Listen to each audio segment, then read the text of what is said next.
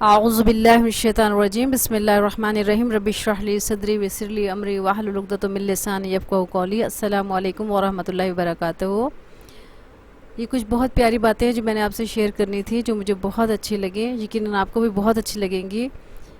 ہمارا معبود ایک اللہ سبحانہ و تعالی، کوئی فرقہ وارانہ معبود نہیں، یعنی ہر فرقے کا ایک ہی معبود ہے، وہ اللہ سبحانہ و تعالی ہے۔ پھر ہماری لڑائیاں کس بات کی ہیں؟ ہمارا دین ایک اسلام، کوئی فرقہ وارانہ دین نہیں، یعنی اسلام جو ہے ہمارا دین ایک ہے، تمام فرقوں کا ایک ہی دین ہے اور وہ ہے اسلام۔ پھر فرقہ واریت لڑائی کس بات کی؟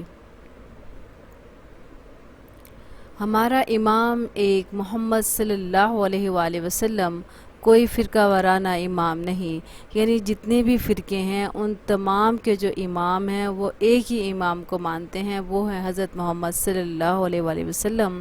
تو پھر ہماری یہ لڑائیاں فرقہ واریت کی کیوں ہیں؟ یہ سوچنے کی بات ہے۔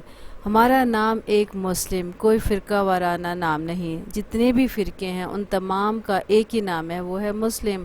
جب ہم تمام مسلمان ہیں تو پھر یہ لڑائی کس بات کی؟ جب ہمارا اللہ ایک ہے، ہمارے نبی صلی اللہ علیہ وسلم ایک ہیں، تو پھر ہمیں لڑائی کس بات کی ہے؟ تو اس بات پہ غور کرنے کی ضرورت ہے، غور و فکر کی ضرورت ہے کہ ہم اس فرقہ واریت میں پڑھ کے اپنے اصل مقصد حیات کو بھول چکے ہیں کہ ہمارا زندگی کا اصل مقصد کیا ہے۔ ہمارا زندگی کا اصل مقصد یہ ہے کہ ہم اللہ کی رضامندی حاصل کر لیں، نبی صلی اللہ علیہ وآلہ وسلم کی تعلیمات پر عمل کرتے ہوئے۔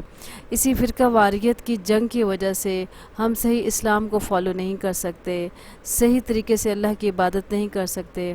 ہمیں چاہیے کہ ہم اسلام کی جو بنیادی باتیں ہیں کم از کم ان پہ بہت زیادہ غور سے توجہ دیں اور اس پر عمل کریں اور اسے اپنی زندگی میں اپلائی کریں اور اللہ تعالیٰ کے بتائے ہوئے قوانین پر عمل کریں۔